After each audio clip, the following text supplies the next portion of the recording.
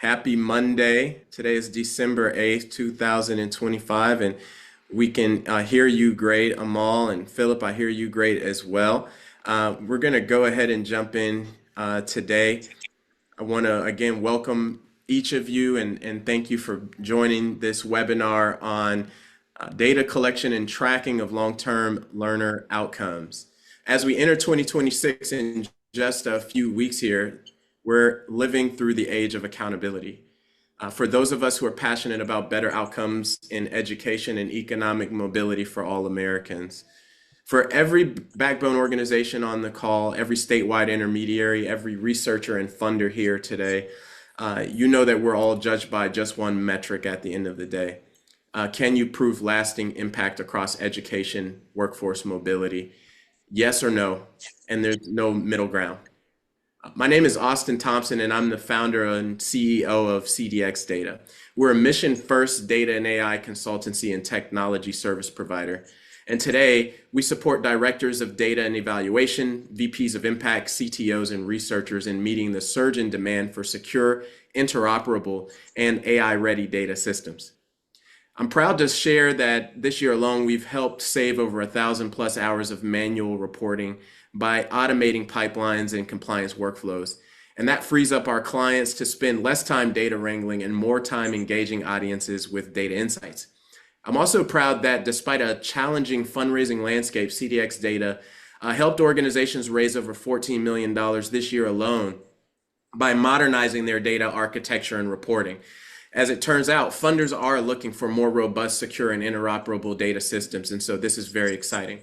But today we're here to talk about the single biggest barriers we hear from our clients, the inability to efficiently access, integrate, and contextualize public data systems to produce truly decision-ready longitudinal outcomes. I like to think about it through this metaphor. You've been asked to build a full bridge across the Colorado River, but you've only been given about half of the materials you need. So wait a minute, you've been asked to build a bridge across the river without all of those materials. How are you going to get it done? And that's exactly what happens when funders, state officials, and partners ask about the effectiveness of education to economic mobility pathways, but your data systems stop at program completion, don't connect across agencies, and can't follow learners long enough to demonstrate that longitudinal impact that we all care about.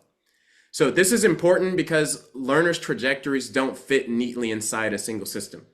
And the decisions we take today will determine who actually gets the opportunities that we're all fighting for. And I, for one, want to make sure that our data infrastructure reflects the real journeys that learners take and make, not the bureaucratic lines on a chart. So that's why we're all here today. And before we go any further, I would love to do a quick poll. So in a moment, you all should see a poll show up on your screen. And it's asking you what your biggest barrier to tracking long-term learner outcomes is today. And there are a handful of choices: access to state or cross-agency data, integrating data across partners and systems, governance, MOUs, and privacy restrictions, limited internal bandwidth or technical capacity, and turning multi-year data into actionable insights. So I'll give it just another minute to see those polling responses come through. And for our distinguished panelists, this will be great information for them as well in context setting. So it looks like we've got just about 55% participation. Let's see if we can get that up to 80. And beginning to see some patterns here already.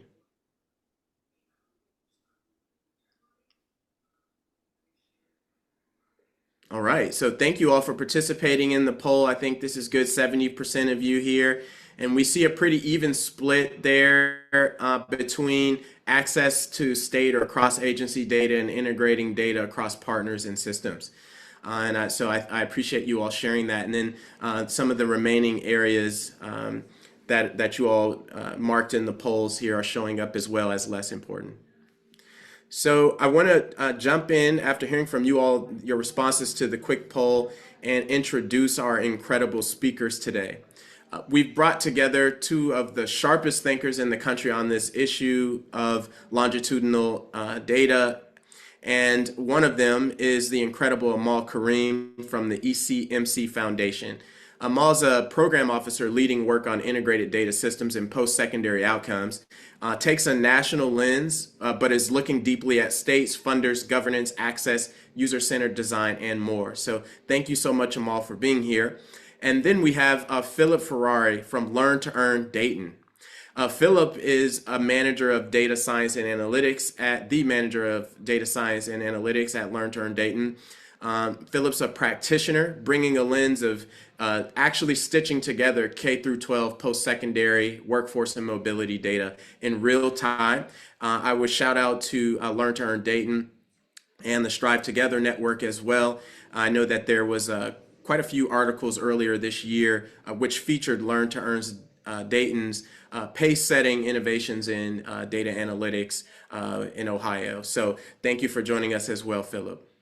The format today, each speaker will ground us with a 5-minute framing about what they think you all should know about this problem around longitudinal data tracking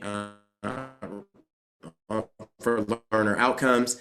And then we'll have a discussion and conversation. I'll ask a few questions to the panelists. We'll have some conversation, and then a rich town hall style Q&A. If you're joining us today live, there's a Q&A feature on the bottom of your screen. You should see it there via Zoom. And we would really invite your questions and answers at that, and we'll get answers from the panelists at that time. So looking forward to this discussion. Thank you again for being here. And Amal, if you're ready, I'd love to pass it to you for 5 minutes just to share some opening remarks for the group. Amal? Of course. Hi, everybody. Thank you so much, Austin, for that very kind introduction. I would definitely not call myself one of the sharpest minds in the field, but one that gets to learn from a lot of the sharpest minds in the field. So thank you, and really thrilled to be joined with Philip today, who is leading incredible work across Ohio for this. So I'm Amal Karim. I'm program officer at ECMC Foundation. I should just know that while I do work for ECMC Foundation, I am here today in a capacity where my opinions are my own and not necessarily reflective of those of the foundation. And but I can draw upon some of my previous work as well as my work here at ECMC to inform our conversation. So as Austin noted, I am taking a lot of the folks on this call I know are really to the details and really practitioners with a lot of experience on the ground with how do you stand up, sustain, and use integrated data systems to drive learner outcomes. I take a perspective that's a bit maybe just like zoomed out, or like trying to like sort of see the forest a little bit, and just think about some of like the trends that we see across states, across state lines and across the country, that are commonalities, common barriers, common conversations that are coming up, and really drawing from some of the practitioners in the field who do a lot of that thinking. I'm grateful for resources like folks like the Data Quality Campaign or West Ed and AISP, ASIP, and there's just like a lot of folks who have informed my thinking on this. I just want to thank them. I think for me, I saw this at like the point that sort of drives for me when I think about making data systems work for all learners is thinking about balancing two needs. And those two needs are the need for like use and like the outcomes, and balancing the risks and the challenges that come from putting together a lot of personally identifiable information in a single source or repository, or linking folks across different parts of their life, and what it means to like reduce a person down to numbers, but also all of the helpful information that can come from that sort of transformation or translation. So what I saw once at like the bottom of an email I saw recently from a conference was somebody had pulled out a nugget, which really has stuck with me. And it was basically the idea that if you have the data but no users, then you have all of the risk but none of the benefit. So for me, what really drives my point is just who are my end users, and always trying to think about, and I'm not an expert in user-centered design, but I do think that in this particular case, it's easy to get wrapped up in the like technicalities of what a system is, and then maybe sometimes lose sight of what is, who are the intended users. And like there's some helpful like archetypes that the other folks in the field have developed that make me think about this. But you're thinking about, I mean, obviously there's researchers. I bet that we have researchers on this call right now who are doing longitudinal impact studies or impact evaluations. So that is an important resource as well. We've got community-based organizations who are thinking about programmatic changes that they need to be able to like make in sort of a more real-time kind of fashion to make their programs better. Like that is a different use case than the policymaker who's trying to make a decision about a long-term ROI based decision about where public resources need to be directed. And that's also different than from the learner or the family that's trying to make a decision about where their student should go for thinking about what institution they should attend for post-secondary education or what program of study they might pursue. So this is a really broad range of users.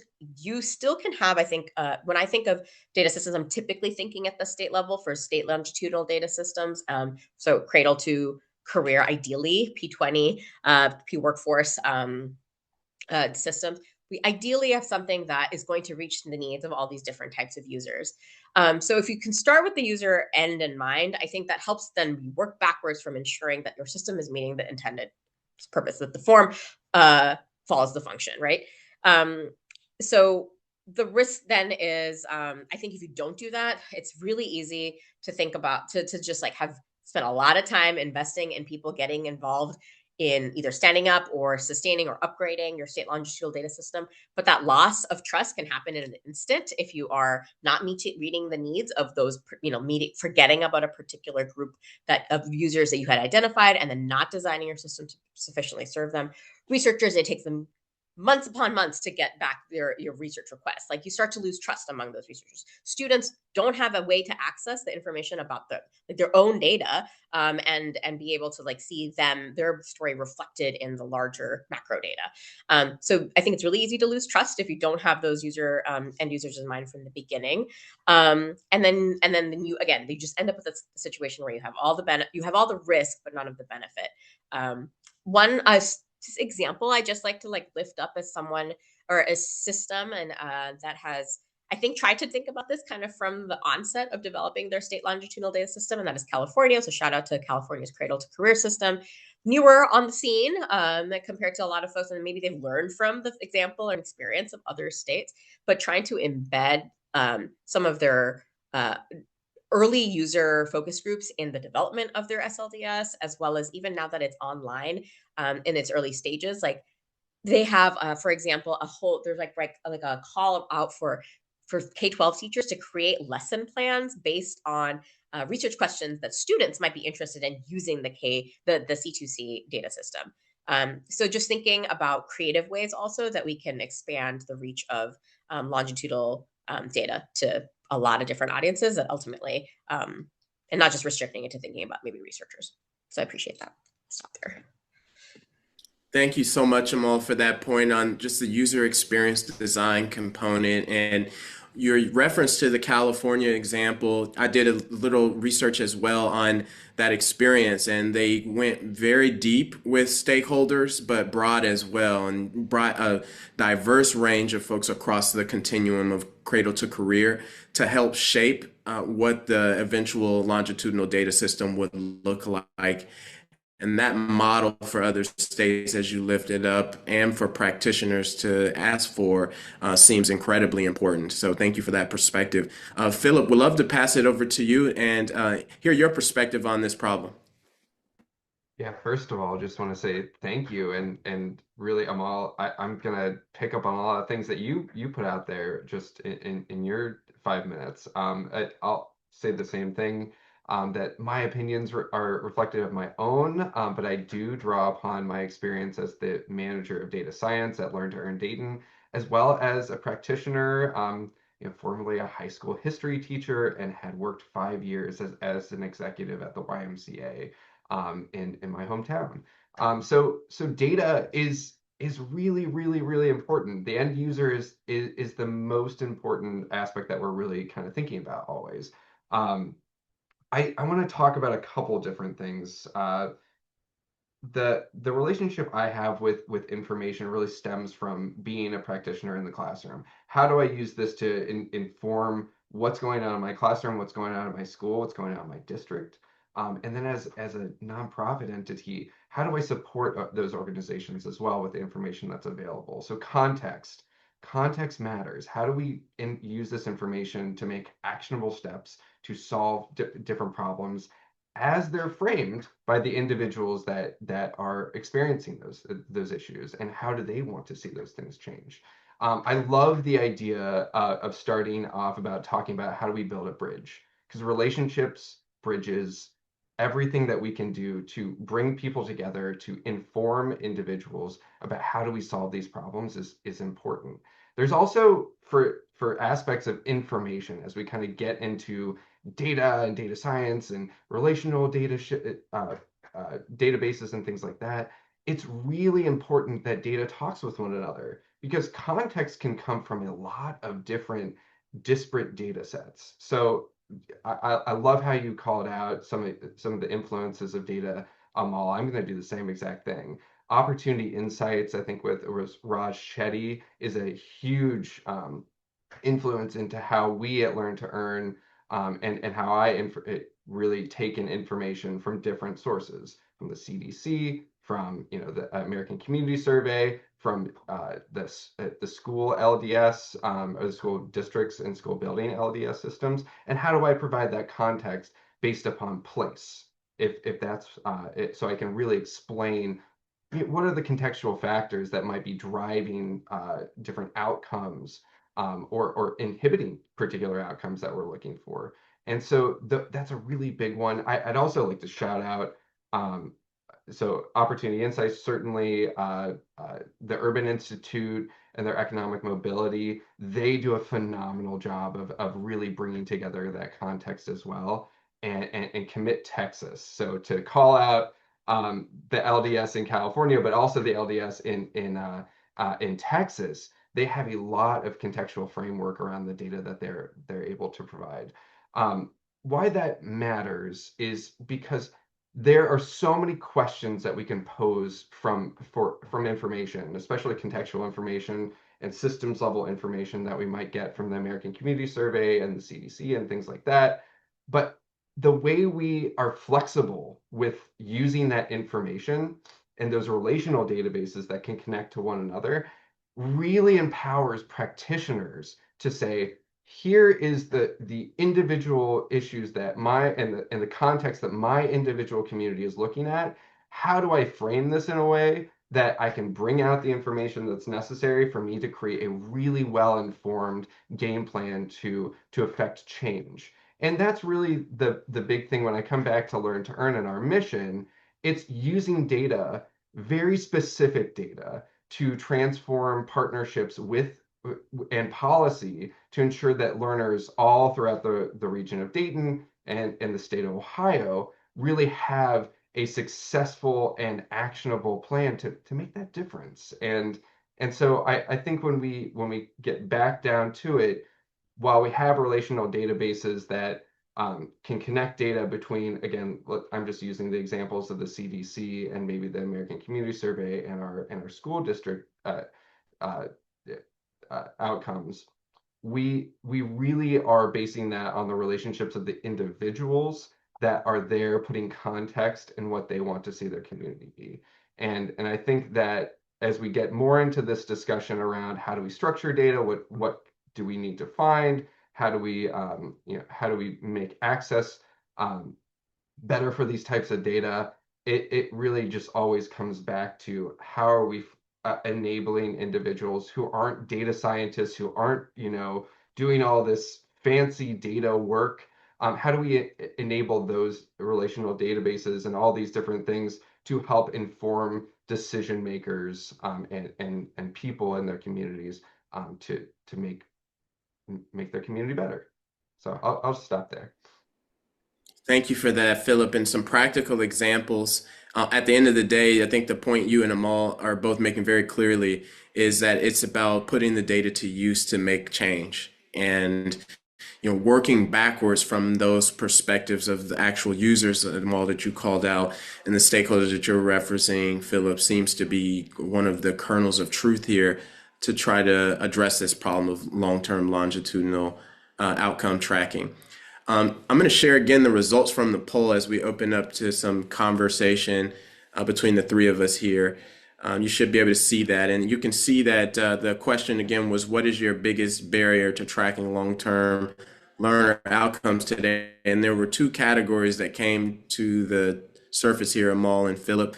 One was around access to state or cross-agency data, and the second was around integrating data across partners and systems.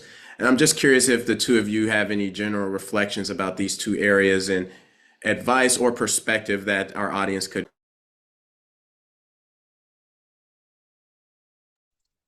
Go ahead, Philip. Oh.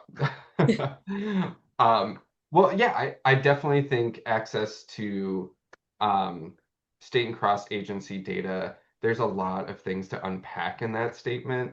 You know, does your organization have the infrastructure, if it is FERPA protected or HIPAA protected data, to house that information?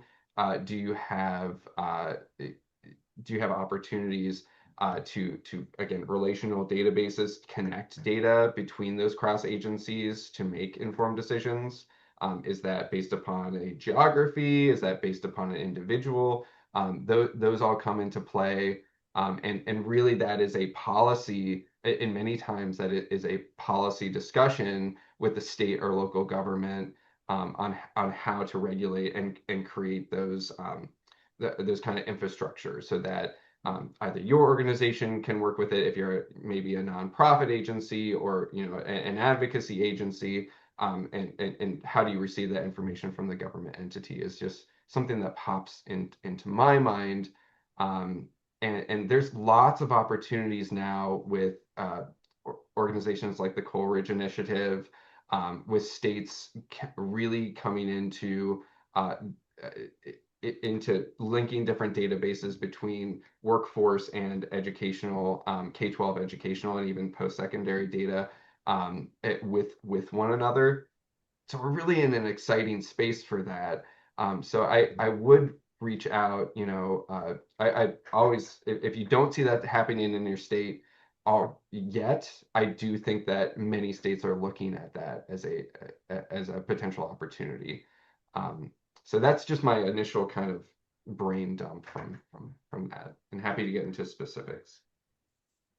Yeah, agree. And I think from where when I saw that was 41%, that was your 41% like response, like access to the state agency data, that or state data and then cross agency data. To me, like, so again, if I'm typically, my hat is I think about like, how can we then, this validates my idea, my point sort of in my work, that we're like, well, like those state agencies often are themselves quite under capacity, right? Like there may or may not be a lot of FTEs like assigned to supporting like data requests that are coming in, for from that data office, or if you have an SLDS with its own staff as opposed to it being distributed across agencies. So like I think that to me that just validates the point that like it's like public investment in building up the like capacity of those teams is important, because there's a lot of demand for those requests, and if people want access to it but they're not getting it, gets back to my earlier point of like over time, like people are just going to stop seeing it as a resource if they can't access it, and then you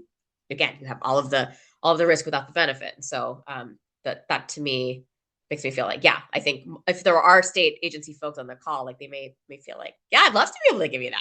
Like it's onerous for me to get it out the door. So like, what are ways that we can streamline that as well, as things I'm sometimes think about too. Thank you both for these rich responses. And I'm curious about that integrating data across partners and systems piece as well. You both touched on the access to state or cross agency data, but as a backbone organization, in particular, Philip, in Ohio, you work with a network of partners. And is there any color you want to provide there around the integrating data across partners and systems? Yeah. It so to frame this a little bit, we work within the city of Dayton. It's a metropolitan area, fairly large, and in a lot of the grants and contracts that we have in the city are from our county government, and they have they have very strict rules about what they're tracking, what are kind of our activities, our outputs, and our outcomes for different buckets of services, be them frail and elderly, be them early childhood education, be them school age education. And a lot of the work that we're doing is integrating in supporting the county as a backbone organization like Learn Dayton, is kind of framing around and thinking about how do we make the data that is by law required of these agencies to report to that county actionable and in ways that are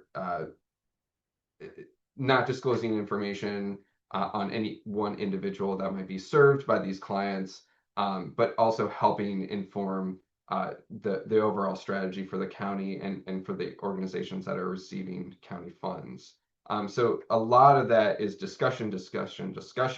It is talking about how do we not reduce individuals to numbers or to particular outcomes, understanding variance about why outcomes weren't met and what was going on, either politically or socially or economically, and that things that are happening that could really not make it possible for agencies to fulfill those outcomes. First thing that we think about is COVID, certainly. And then also having that kind of qualitative measure reflected in how we develop these data systems that are going to help us inform what policy decisions we come up with and adopt in the near term and long term. So it's a big balancing act, I'd say. Makes total sense. Thank you for that, Philip, and the practical examples there in Ohio. Amal, anything to add? So talking a little bit about like kind of cross agency like data or like cross system data. That was kind of the Or question. even across partners and systems, and maybe Yeah. even in terms of even, I know you can't speak specifically to ECMCs, on behalf of ECMC, but how do funders think about that kind of interoperability between grantee and backbone organizations, if at all? Oh, sure. Yeah, yeah. Well, maybe I'll a slight spin on the way that I was when I first heard that question. Is just thinking about the fact that like anyone who's worked with folks on like in direct service and as a person knows that like you don't live your life in that's like a silo of an agency like covers, right? Like you don't so a student going through K-12 education is not typically only ever touching public education. They're touching public health. So Philip, I appreciated your call outs like thinking about CDC data, like there's just like are there public health like databases. So like we at ECMC Foundation, like because we're a national post-secondary funder, so really focusing on how do we think about retention and completion in higher ed. Even then, like I have colleagues and myself who think about how do we connect our long-term like higher ed outcome data with HHS information or whatever the states like like Health and Human Services kind of stuff are, because you could be in college and be someone who's housing insecure, and like the college doesn't necessarily automatically know like who is coming in with what kinds of needs in terms of housing insecurity or food insecurity or chronic health conditions. Like there's a number of other systems that that individual potentially has touched over the course of their life that could help inform that college better serving that student, and then also will inform when you're doing a zoomed out, like if you're doing an evaluation or any kind of research, like tracing the story or the outcomes of students with a particular profile, someone who is housing insecure, someone who has so there's that. And then like so for us, I really think like I have a colleague, for example, who also, I'm just speaking on his behalf here, but like who thinks a lot about like higher ed in prison context or in correctional context, and like typically higher ed systems don't connect with Department of Corrections identifiers, and so you don't always have a way to know whether or not a higher ed in prison program was changed long-term outcomes for someone upon reentry. And so like being able to like track that individual's like long-term earnings or just outcomes becomes really hard. And then it falls to like a smaller community-based organization or someone who's like trying to do their like survey, like get that survey out the door and hope that there's like, response rates that are sufficient, and like tracking people, and like it just becomes really hard to do that. So that's why like when you systematize that administrative data and those linkages, you can answer some of those like more nuanced questions. Very, very enrich. I love that example too, all with the prison system, higher education outcomes, and the kind of how that integration between the two can tell a much stronger story about programmatic effectiveness. As part of that interoperability and sharing, one of the questions that I imagine would come up is the question of trust. There's a lot of conversation about artificial intelligence. I know, Philip, you use that term context quite a few times here today. And for those who are following prompt engineering and using ChatGPT or Claude, which is Anthropic's platform, you're beginning to set context through prompting, but there's a much wider field of context engineering, of bringing some of what you all are beginning to point to bear. But when we talk to community-based organizations and agencies about the potential uses of AI towards the ends we all care about, that question of sharing data with whom and whether those folks are trustworthy. So I'm curious if you could just talk a little bit about the element of trust as it relates here. What are the non-negotiables do you think are most important to use longitudinal data responsibly and at scale? I'll be quick, Philip, and then I will hand it to you. Which is just I do not know enough about what's going on in AI vis-a-vis like data systems. So it feels like I'm like sort of the skeptic that you like I'd be one of the people you'd have to convince, because like honestly I get real nervous about it. But so that's why like data security, data privacy, like those are sort of like hallmarks that should really be a foundational like structure of whatever system you're building or working in, as opposed to something that's just gets layered on top. Easier said than done, I know. But I think what I would say, from not being not being in the weeds on like the how you actually like enact that, but I would say is governance is actually where I think you can kind of fall back on. So at the state level, like is your governance, or like even like if you're, so for like a place-based career, cradle to career partnership thing, like is it just one person who has access to your data and that's it? Or like, do you have like a community like based model of like a council that's like overseeing it? Like, are there multiple stakeholders who have eyes and access to making sure that the data is used appropriately? So it can look really different depending on like what context we're talking about. At state levels, like, do you want to make sure every agency has a representation on some sort of governance council? You might want to govern a governor's office representative in the mix, as well as like an office of information tech. Again, every state does this differently, but I think establishing good governance is a foundational way to kind of like get ahead of some of like having a way to ask the question that you're asking and have that conversation, Austin, so that people are brought along the way and that you're not moving faster than the speed of trust in some of this. And so good governance is something that I think might slow you down, but in this case, potentially might slow you down appropriately. And thank you, Amal. Very clear. I think our audience, probably both live and in the webinar afterwards, will get a lot of value out of the detailed way that you talked about some of the process innovations to bake trust in, and that quote from you, moving at the speed of trust. But before we move to your response, Phil, I'd love for you to say a little bit about your skepticism, or not skepticism, that's my words, Amal, but your curiosity about AI rollout. No, So I'm a just skeptic. I'm a skeptic. That's okay. You can say Okay, that. can you say a little bit about why and what do you think our audience should be aware of, as it relates to Yeah. AI and data? Yeah. Um I would like to, you mentioned the phrase contextual engineering, which I don't actually know a lot about. I'll be really like transparent. Like I don't know what that entails, and I think that's helpful because it's something I need to get follow up with you on, because I think that is the gets at the like some of the fear that I have, which is that um big data can lose context easily, and so you lose it does become too um you're scraping data without having the context that's behind it. You're like numbers are getting aggregated in a way that actually don't make sense like in reality, and you're like actually putting groups together that like if you like looked at it again like doesn't make sense. And so I guess I'd be curious about if that contextual engineering was something that was trying to mitigate that kind of risk, but that is something that concerns me. I do get concerned about what other purposes. Like I'm like a believer that government, for the most part, is like something that is a force for improving people's lives, and but like bad actors can also exist, and so when you have more and more streamlined, fast, like predictive data, I wonder sometimes about what happens when that gets into bad actors' hands, whatever that may look like. So that's why I think it like enables and accelerates potential like negative impact for bad actors, right? Potentially, in the same way that it enables and accelerates the work of good actors. So there's just two sides of that. Very helpful. I'm glad I asked that, and lots more discussion to come on that. But I think you named, the hallucination risks is what we call that, where AI can just make things up, flat make up things. And I also think you're raising some great points there.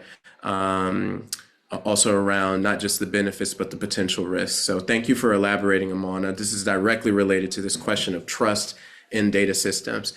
Philip, would love to hear your response here. Yeah, it's a lot to think about, right? How do we utilize these extremely powerful tools, like you mentioned, Anthropic and everything, but really maintain trust. I'd say I'm on the skeptic side as well. I'm hovering over a little bit more. I'd say that one of the big things that we look at in my work is we need to have something to hang our hat on. Kind of that old adage of kind of the research base of what are you pinning this finding to? And I think that AI is really good at writing code. I'd say that the biggest thing that we look at is large amounts of quantitative data. We're looking at every school building. We're looking at individual students disaggregated. We're looking at millions throughout the state of Ohio, millions of data points from kindergarten readiness all the way to college completion and beyond with workforce. It's a lot of information. And what AI really is helpful for is writing the code to clean, mutate, transform, all those fancy words, in those relational databases so that we can make it more actionable. But the important part is that the code is there. I can go back and see exactly how that translation happened, and I can monitor that as an individual who knows a little bit enough about coding to read through what the steps are, and ensure that that's correct.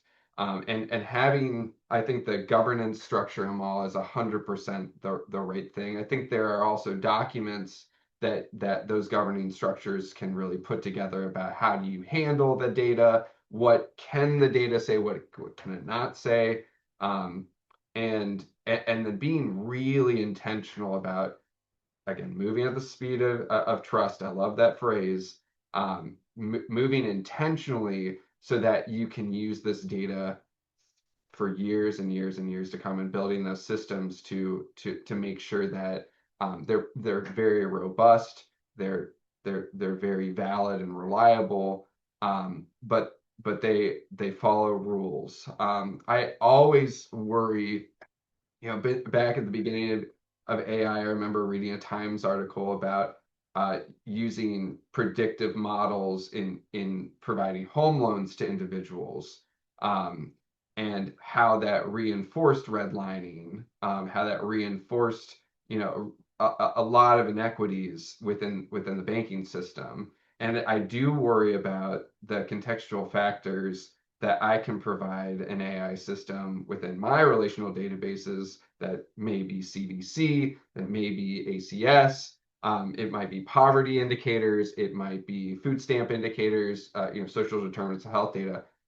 And even though I can provide it millions of data points, I still have the worry and the skepticism that is that enough for something like a chat bot or something to help me pull out the instances that are worth and worthy to communicate? Can it really think through that in a way that's important? That I'm not sure about, but I do feel very comfortable in having it 10x, or 20x my ability to code the information to clean it, but then also be able to review that code. So that's kind of where I am in the continuum of all of this, and not to get too in the weeds. Very helpful there, both of you. And I don't want to elaborate too much because, for our audience on here, we want to get to your questions. And then for folks who are watching live, I think a lot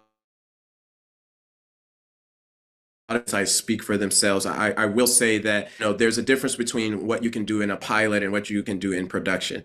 And I think one of the things for our audience to think about is, getting your data systems well organized, and some of the principles that Amal and Philip are laying out here today will help create more responsible and effective context for AI. And sometimes at CDX Data, what we observe is a race to pilot AI before the intentional data systems conversation. And there's a lot of risk to that in terms of a lot of these pilots that everybody rightfully, you want to experiment, are going to run up against roadblocks. There's going to be potential harms, and then people will say, "See, we told you that AI thing wasn't worth doing." It's a much more deliberate approach. That might not be the case, but definitely we need to sort this out before we go to production with all of these systems. So I want to open it up for questions from the audience who is still here with us. There's a Q&A feature at the bottom of your screen if you have any questions. And for our listening audience after this webinar, we will share this online, social media afterwards. I'll share my contact information, and be sure to share any questions that you may have with Amal and Philip afterwards. I have one last question for the two of you, though, as we wait to see if there are any questions in the Q&A that come in. The question I have for you all is about the future. And, there are rising expectations around data and longitudinal outcomes tracking, as we've been discussing here. I'm curious if you have any kind of words of advice around what you think the most important or essential things that organizations have to do to be prepared, whether it's around interoperability, longitudinal tracking, AI readiness, and do you have any insights there to help our audience look around the corner? So far, we've been talking about the present day context, but maybe if we go out, 5 to 10 years, what must organizations be prepared for?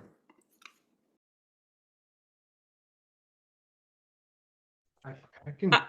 Yeah, go ahead, please. Go first. One thing that I continuously through my career have always thought of, is having worked for a large nonprofit and having the opportunities to partner with and connect with other nonprofits that were maybe smaller. They might have just been one program out of a church or one program here that were serving their communities.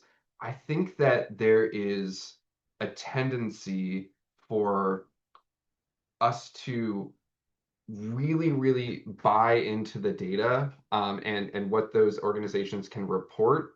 And there's always this gap between what smaller organizations can provide in terms of how much dedicated staff time they can really put towards this information. But the outcome that they're making with the students or individuals that they work for and with is massive.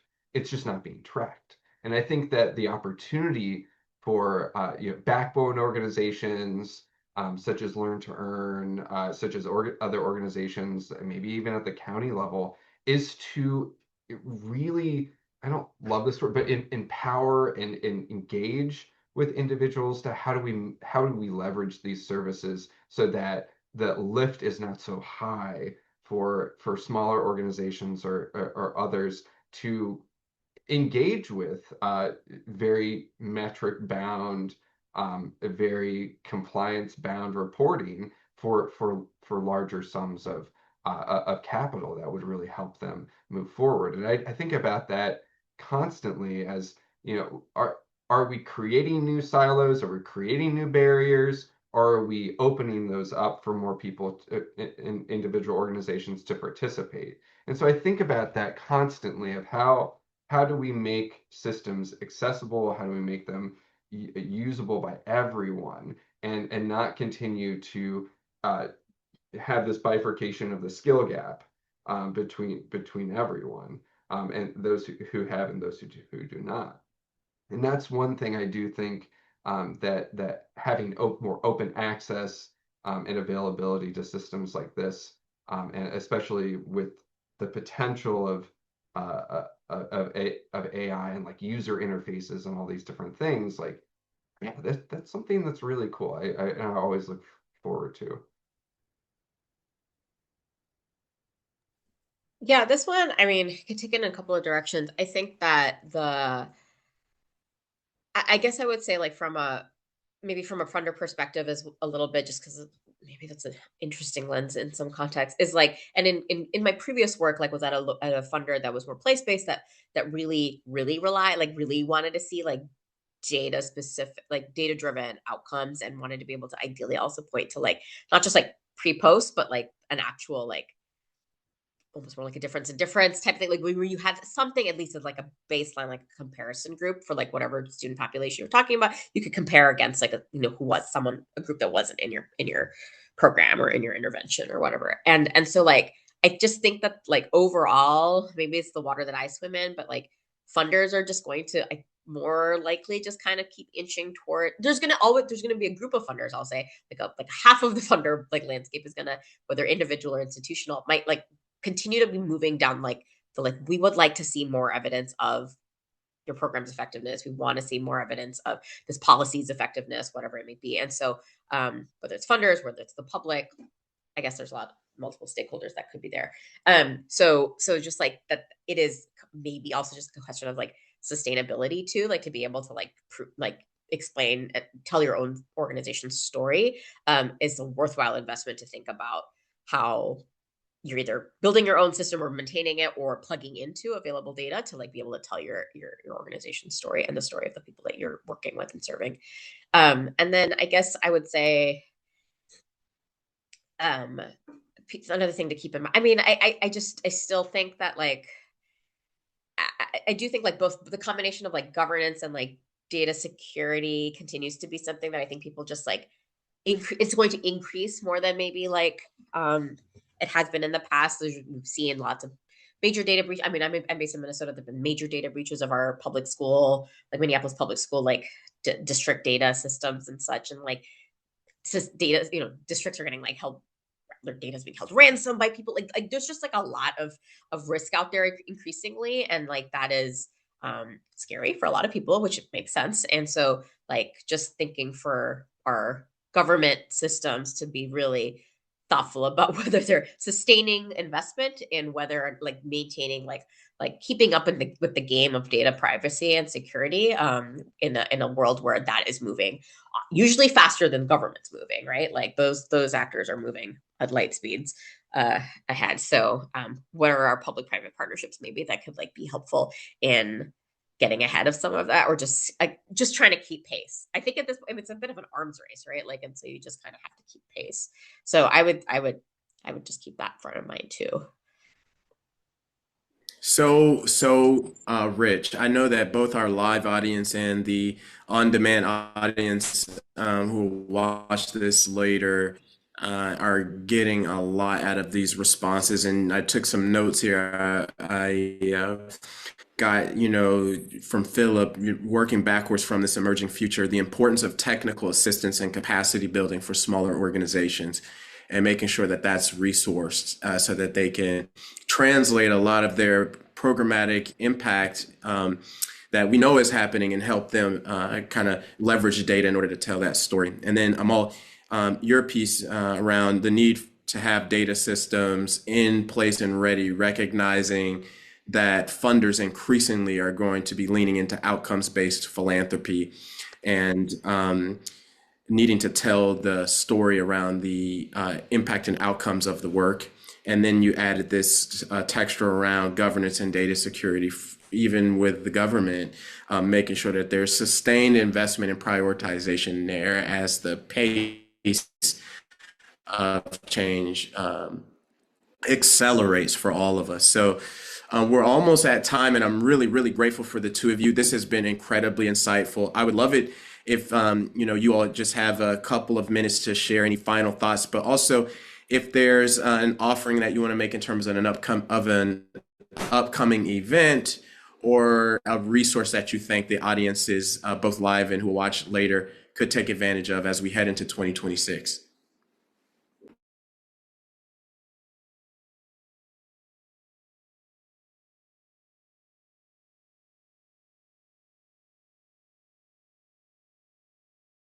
I could try and take a stab at it. Well, I first of all, just thank you, Austin. Thank you, CDX, for having us today. It's been a really I love the opportunity to kind of to chat with you all and meet amazing people like Amal, that are thinking of the same things from different vantage points, but all in the mindset of how do we support students, how do we support our communities, and so I just kind of thinking through this last year has been a whirlwind of new opportunities, new trainings, new everything for our field. I think we came in my work with really we were going to go to we're going to create some dashboards and we're going to try and make data accessible for all students, and then great, we're gonna be able to fine tune that after a while. Really, it was we pushed out these district dashboards at Learn to Earn Dayton, so you can see every single district for over the last 5 years in the state of Ohio, from KRA, kindergarten readiness, to college completion. And we thought, oh well, great, we'll just continue to do that for a little bit and dive into it. The problems, and the not problems, but the solutions that we're after now have completely changed, with different political and economic context that's coming along. And so we have to stay flexible. We have to be really interested in what are funders looking at, what are policymakers in the state of Ohio looking at, what are the school superintendents, what are the families looking for. And so it's been a whirlwind of just talking with stakeholders and really putting ourselves out there, and finding the requisite platforms or supports that would enable us to meet the need. And so I just think that as I reflect on this conversation, I think being curious, continuing to think broadly and widely while keeping your stakeholders always in tow, to find out what do you need to do for the next next year, the next 3 months, or the next month. These timelines are shrinking and shrinking and shrinking, and so I guess ultimately what I'm trying to say is that optimizing, making sure that everything is all your information and the way you're structuring data is in one particular format, and doing that and having that governance structure is so important to being able to answer the next question. And as Amal continues to point out, answer it quickly, answer it within that realm of trust that people are asking you that question, so that you can be effective in really meeting the time, when those policymakers are asking you or knocking on your door, or that superintendent's coming to you, or those parents are coming to you about like what's going on in my school district. And I think that's kind of the end of my ramble there. No ramble at all. I think that's all helpful. And I think that, I guess, like, my parting words would be, ones that like we should revisit in 10 years and see if I was right or not. But like I think that like getting to not like to focus on the foundations and like get the basics, like focus on your basics, get the basics right. And so for me, like roughly like the basics would be like, again, identify and like drop like backwards plan from like your end users and like design for your end users. Go back to my first point. And then like establish and like a strong governance structure that's going to be with that will withstand leadership changes, that will withstand party, like administration changes, like whatever, but that's something that's going to be more enduring, so that you're not having being buffeted around every couple of years depending on like your executive director leaving or your whoever leaving. And then that going back to that like point of like are you too siloed and you're thinking about what is the data that's important to you? Because like, are you able to, so for a program, I mean, I know that a lot of cradle to career, like place-based work takes a really good holistic view of like what interacts with a family or a learner's like life.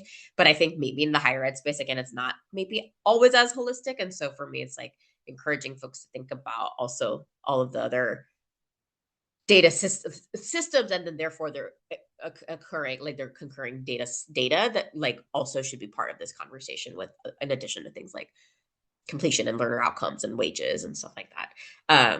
And then like I'll just go back to the data security and privacy because it can all come tumbling down pretty fast if you don't have some of these, any one of those kind of foundational, I think, pieces in place. So focus on the foundational stuff, the things that are like, feel exciting and are like important to innovate on. I think that is important, but like there's kind of like not a there to innovate on if you like don't have sort of these foundations, it's my opinion. So again, we'll see if in 10 years I was right, and Austin can circle back and be like, wow, you were really wrong about that. Like AI is really killed it on this and it was great.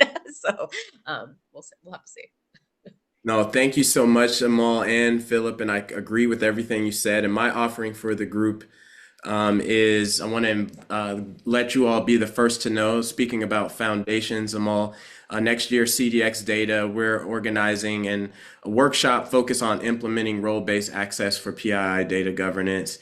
And so we would love to invite people to join this. I think that those of you on this webinar will be getting discounted early access for being here today, and we'll send out the details in the email. Please reach out to Learn to Earn Dayton. Their incredible work that Philip spoke to today as a resource, as well as Amal and ECMC.